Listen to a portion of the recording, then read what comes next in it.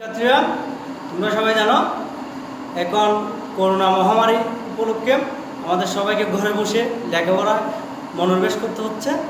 সেজন্য আমাদের মধ্যমাধ্যমিক উচ্চ বিদ্যালয়ের পরিচালনা কমিটি, শিক্ষক শিক্ষিকা মণ্ডলী সহ সবাই সর্বসম্মতিক্রমে অনলাইনে ক্লাস পরিচালনার জন্য উদ্যোগ নেওয়া হয়েছে। সেইটার ধারাবাহিকতায় আজকে আমি তোমাদেরকে অষ্টম শ্রেণীর বিজ্ঞান বিষয়ে একটি পাঠ আলোচনা করব। সেজন্য তোমরা সবাই অষ্টম শ্রেণীর যেসব শিক্ষার্থীরা আছো তোমরা সবাই অষ্টম শ্রেণীর বিজ্ঞান বিষয়টা পাঠ্য বই সামনে নাও এবং খাতা কলম সামনে নাও। সাথে আমি তোমাদেরকে যে বিষয়টা নিয়ে আজকে আলোকপাত করব সেটা আমি তোমাদেরকে মাল্টিমিডিয়া প্রজেক্টের মাধ্যমে সেটা আলোচনা করব।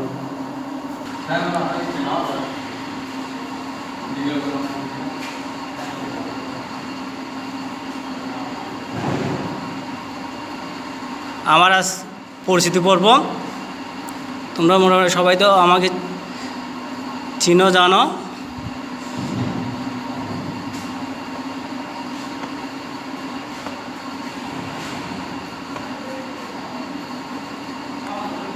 বিজ্ঞান দ্বিতীয় অধ্যায় জীবের বৃদ্ধি বংশগতি নিয়ে আজকে আলোচনা করব।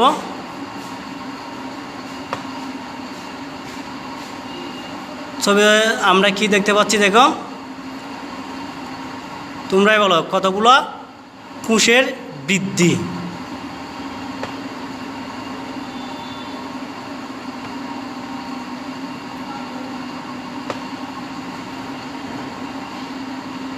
কোষ বিভাজন, আজকে আমরা কোষ বিভাজন নিয়ে আলোচনা করব।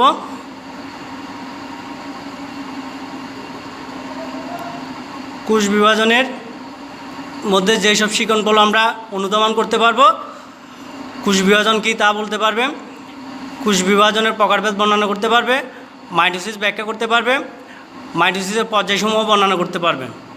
এগুলো হচ্ছে আমাদের শিকনফল।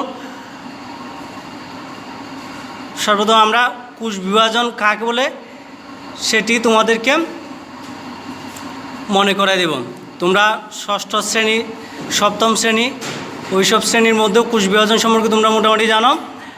তারপর আজকে আমি আবার তোমাদের সম্মুখে সেটা আলোচনা করতেছি। একটি কোষ যেসব প্রক্রিয়ার মাধ্যমে মাতৃ গুণাগুণ সম্পূর্ণ নতুন এক বা একাধিক কোষ সৃষ্টি হয় তাকে কোষ বিভাজন বলে।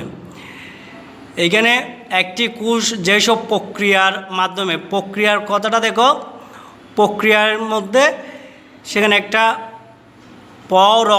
রপালাটা কিন্তু প্রিন্টিং মিস্টেকের জন্য সেখানে উল্লেখ হয় নাই। তোমরা যখন সেটা খাতা লিপিবদ্ধ করবে সেখানে পয়ের পরে একটা রপালা দিবে, প্রক্রিয়া।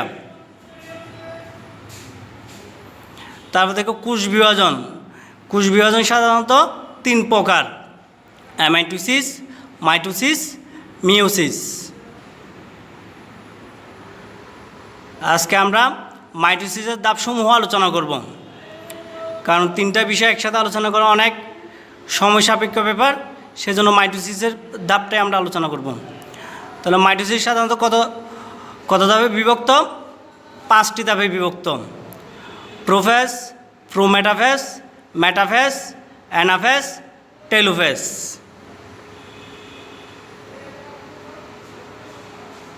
এখানে সেল বিভক্তিটা দেখো কীভাবে কোষ একটা থেকে একটা নিউক্লিয়াসটা বিভক্ত হচ্ছে। নিউক্লিয়াসটা পুরোটা বিভক্ত হয়ে দুইটা হয়েছে। তারপর নিউক্লিয়াস বিভক্ত হয়ে নিউক্লিয়াসের চারদিকে যে আবরণটা থাকে সেটা বিভক্ত হচ্ছে। সর্বশেষ পুরো আবরণটা বিভক্ত হয়ে দুইটা আলাদা অপত্য কোষ অথবা ডটার সেলে পরিণত হয়েছে।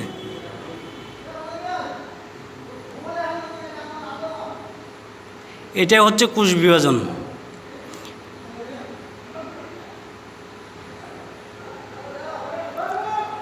প্রোফেজ ধাপটা কীভাবে চিত্রের মধ্যে দেখা যাচ্ছে তোমরা দেখো। প্রোফেজ ধাপের মধ্যে নিউক্লিয়াসের বাইরে যেটা আছে সেটা হচ্ছে কি সাইটোপ্লাজম, একটা মাতৃকোষ এটি। তো মাঝখানটা হচ্ছে নিউক্লিয়াস, নিউক্লিয়াসের ভিতরে সেটা হচ্ছে ক্রোমাটিন তন্তু অথবা ক্রোমোজোম। তারপর যেটা বিন্দু কালো করে লেখা আছে সেটা হচ্ছে যে নিউক্লিওলাস। সেটা কি নিউক্লিওলাস। আর পুরোটাই হচ্ছে তিনোটাই মিলে হচ্ছে নিউক্লিয়াস। তাহলে আমরা প্রুফেসটা দেখি। প্রুফেসের মধ্যে কতগুলো বৈশিষ্ট্য পরিলক্ষিত হয়, বৈশিষ্ট্যগুলো আমরা উল্লেখ করবো। এরপর যে কোষের নিউক্লিয়াস আকারে বড় হয়, অর্থাৎ নিউক্লিয়াসটা আকারে বড় হবে। ক্রোমোজোম অর্থাৎ ক্রোমোজোম পানি বিয়োজন করে সংকুচিত হতে থাকবে। ক্রোমোজোম পানি বিয়োজন করে সংকুচিত হতে থাকবে। তারপর হচ্ছে 3 নম্বর বৈশিষ্ট্য হচ্ছে ফলে ক্রোমোজোম খাটো মোটা হয়। যখন পানি বিয়োজিত করবে অর্থাৎ পানিটা চলে যাবে তখন যে উপাদানটা থাকবে সেটা খাটো ও মোটা হয়ে যাবে। তারপর হচ্ছে এ পর্যায়ে শেষের দিকে নিউক্লিয়াস ও নিউক্লিয়ার মেমব্রেন বিলুপ্তি ঘটে। প্রতিটি ক্রোমোজোম সেন্ট্রোমিয়ার ব্যতীত লম্বালম্বি দুভাগে বিভক্ত হয়ে 2টি ক্রোমাটিড উৎপন্ন করে।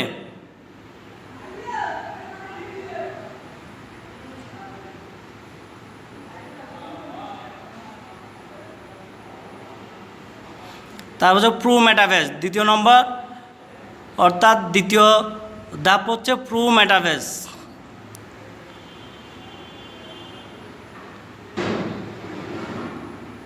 প্রো মেটাফেজের মধ্যে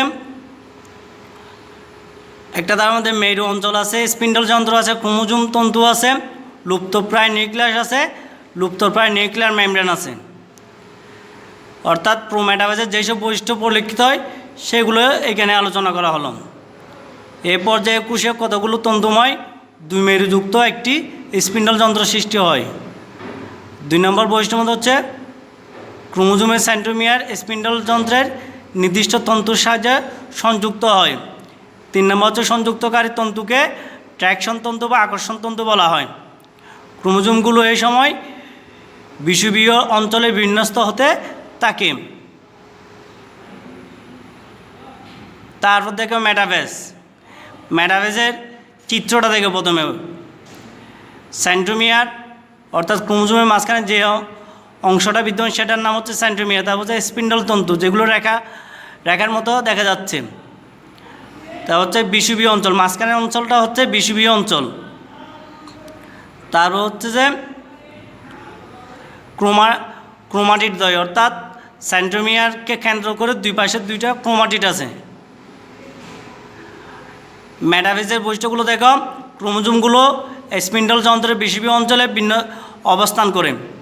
2 নম্বর বৈশিষ্ট্য হচ্ছে সেন্ট্রোমিয়ার বিষুবীয় অঞ্চলে এবং বাহু দুটি মেরুমুখী হয়ে অবস্থান করে। 3 নম্বর ক্রোমোজোমগুলো সর্বাধিক খাটো ও মোটা হয়। 4 নম্বর ক্রোমাটিড দুটির আকর্ষণ কমে যায় এবং বিকর্ষণ শুরু হয়। 5 নম্বর বৈশিষ্ট্য সেন্ট্রোমিয়ারের বিভাজন শুরু হয়। নিউক্লিয়ার মেমব্রেন ও নিউক্লিওলাসের সম্পূর্ণ বিলুপ্তি ঘটে। দেখো চিত্রটা, ক্রোমাটিন তন্তুগুলো অর্থাৎ ক্রোমোজোমগুলো ঠিক মাঝখানে অবস্থান করতেছে। মাঝখানে অঞ্চলটা হচ্ছে বিষুবীয় অঞ্চল। এখানে আবার একটা চিত্রের মাধ্যমে তোমাদেরকে সেটা ভালো করে বোঝার জন্য আমি দিলাম। অ্যানাফেজ, তারপর ধাপটা হচ্ছে আমাদের অ্যানাফেজ। অবর্ত ক্রোমোজোম অর্থাৎ নতুন কতগুলো ক্রোমোজোম সৃষ্টি হয়েছে। লুপ্তপ্রায় স্পিন্ডল তন্তু, মাঝখানের স্পিন্ডল তন্তুগুলো বিলুপ্ত হয়ে যাচ্ছে। তারপর হচ্ছে মেরু অঞ্চল। অ্যানাফেজের যেসব বৈশিষ্ট্য পরিলক্ষিত হয় সেগুলো নিম্নে উল্লেখ করা হলো। ক্রোমোজোমের সেন্ট্রোমিয়ার দুভাগে বিভক্ত হয়ে ক্রোমাটিড দুটি আলাদা হয়। তখন প্রতিটি ক্রোমাটিডকে অবর্ত ক্রোমোজোম বলা হয়।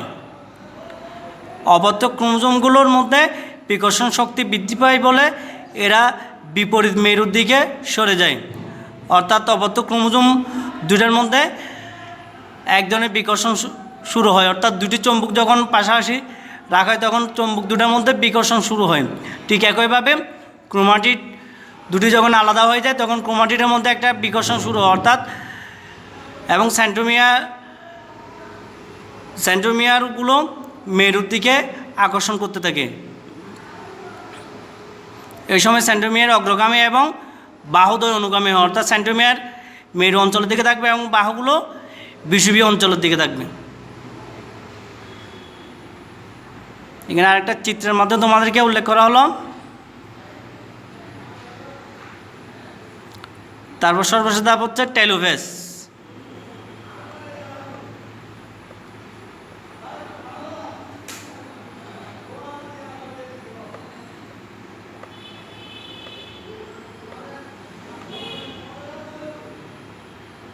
টেলোফেজের চিত্রটা দেখো, অপত্য নিউক্লিয়াস, নিউক্লিয়ার মেমব্রেন, ক্রোমোজোম, তা হচ্ছে নিউক্লিওলাস। টেলোফেজের বৈশিষ্ট্যগুলো দেখো, এটি মাইটোসিসের শেষ পর্যায়ে ক্রোমোজোমে পানি যোজন ঘটে এবং সরু লম্বা আকার ধারণ করে ক্রোমাটিন জালিকা নিউক্লিওলাস নিউক্লিয়ার মেমব্রেনের আবির্ভাব ঘটে। 4 নাম্বার বৈশিষ্ট্য হচ্ছে পোলের 2 মেরুতে 2টি অপত্য নিউক্লিয়াস গঠিত হয় এবং তন্তুগুলো ধীরে ধীরে অদৃশ্য হয়ে যায়। বিষুবীয় তলে এন্ডোপ্লাজমিক জালিকার ক্ষুদ্র ক্ষুদ্র অংশগুলো জমা হয়ে কোষ প্লেট গঠন করে। সাইটোপ্লাজমিক অঙ্গাণুগুলোর সমবন্টন ঘটে, ফলে 2টি অপত্য কোষ সৃষ্টি হয়।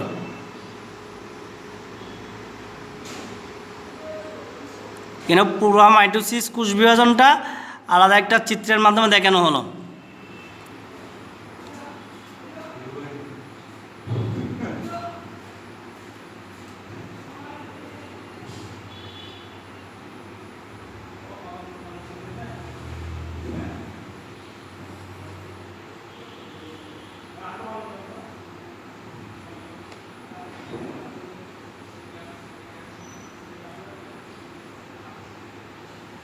একটা এখানে ভিডিও আছে,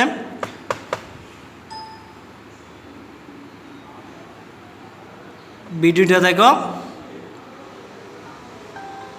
Mitosis begins as the long threads of DNA in the nucleus start to coil. Having already replicated, these threads emerge as the double strands we know as. দেখো মাইটোসিস কোষ বিভাজন প্রক্রিয়াটা কিভাবে বিভক্ত হচ্ছে। Meanwhile, protein fibers grow from the migrating centrioles, forming a 2টি centriole এখানে 2 পাশে আলাদাভাবে সৃষ্টি হচ্ছে। fully understand. The nuclear membrane suddenly disintegrates. With amazing accuracy, a spindle from each তারপর কতগুলো স্পিন্ডল তন্তু সৃষ্টি হচ্ছে chromosomes. ক্রোমোজোমের ঠিক মাঝ বরাবর কতগুলো স্পিন্ডল তন্তু আবির্ভাব Assisted করতেছে। by the protein fibers, the chromosomes move center stage. In a microscopic tug of war, the spindles pull each chromatin toward opposite এবং ক্রোমোজোমগুলো বিভক্ত হয়ে ঠিক মেরু অঞ্চলের দিকে চলে যাচ্ছে। in a ratcheting action that stretches the cell. এবং মেরু অঞ্চলের দিকে ক্রোমোজোমগুলো Chromosomes then unwind, আকর্ষণের কারণে membranes reform. এবং ওইখানে একটা চারিদিকে With mitosis complete, নিউক্লিয়ার পর্দার সৃষ্টি হয়। nuclei and cytoplasm separate, creating 2 new cells in this ongoing cycle that sustains all life.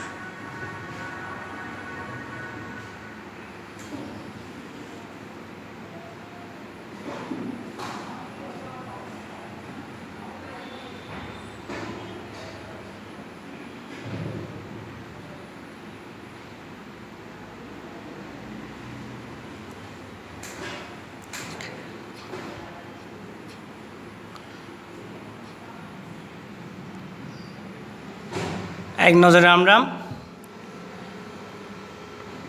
Mitosis কোষ বিভাজন প্রক্রিয়াটা আমরা দেখব। পরিণত কোষ, তারপর হচ্ছে prophase, prometaphase, metaphase, anaphase, telophase, সর্বশেষ অপত্য কোষ অর্থাৎ ডটার সেল, অর্থাৎ নতুন যে কোষগুলো সৃষ্টি হয় সেগুলো।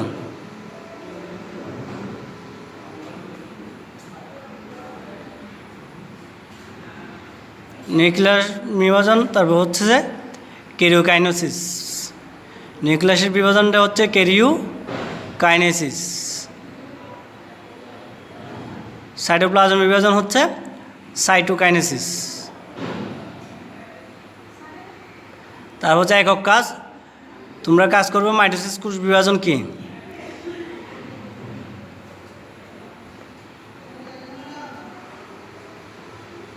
একক কাজের সমাধান এখানে আবার তোমাদেরকে দেওয়া হলো যে কোষ বিভাজন প্রক্রিয়া মাতৃকোষের নিউক্লিয়াস একবার বিভাজিত হয়ে সম আকৃতি সমগুণ সম্পন্ন ও সমসংখ্যক ক্রোমোজোম বিশিষ্ট দুটি অপত্য কোষের সৃষ্টি হয় তাকে মাইটোসিস কোষ বিভাজন বলে।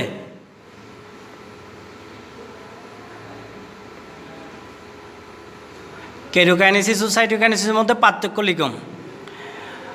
কেরিওকাইনেসিস ও সাইটোকাইনেসিস অর্থাৎ কেরিওকাইনেসিস হচ্ছে নিউক্লিয়াসের বিভাজন, সাইটোকাইনেসিস হচ্ছে সাইটোপ্লাজমের বিভাজন। এটাকে ভিত্তি করে তোমাদেরকে পার্থক্য লিখতে হবে।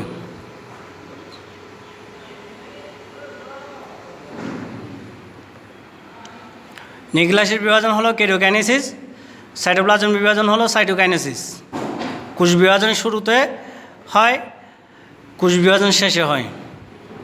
এটা একটি দীর্ঘ প্রক্রিয়া, এটা একটি সংক্ষিপ্ত প্রক্রিয়া।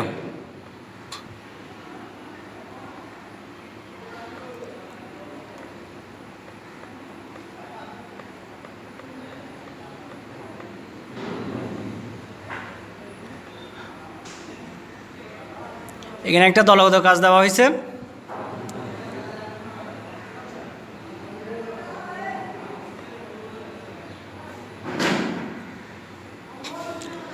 অর্থাৎ কোষ বিভাজন কাকে বলে, কোষ বিভাজন কয় প্রকার ও কী কী, অ্যামাইটোসিস বিভাজন কোন ধরনের কোষে দেখা যায়, মাইটোসিসের ধাপ কয়টি ও কী কী,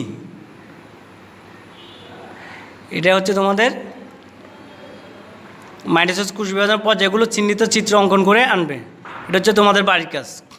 আর যেসব মূল্যায়নগুলো দেওয়া হয়েছে তোমরা সেগুলো ভালো করে শিখে অনুধাবন করবে। আজকে এ পর্যন্ত, তোমাদের সবাইকে ধন্যবাদ। এই বলে আজকের অনলাইন ভিত্তিক ক্লাস এখানে সমাপ্ত করলাম। আসসালামু আলাইকুম ওয়া রাহমাতুল্লাহি ওয়া বারাকাতুহু।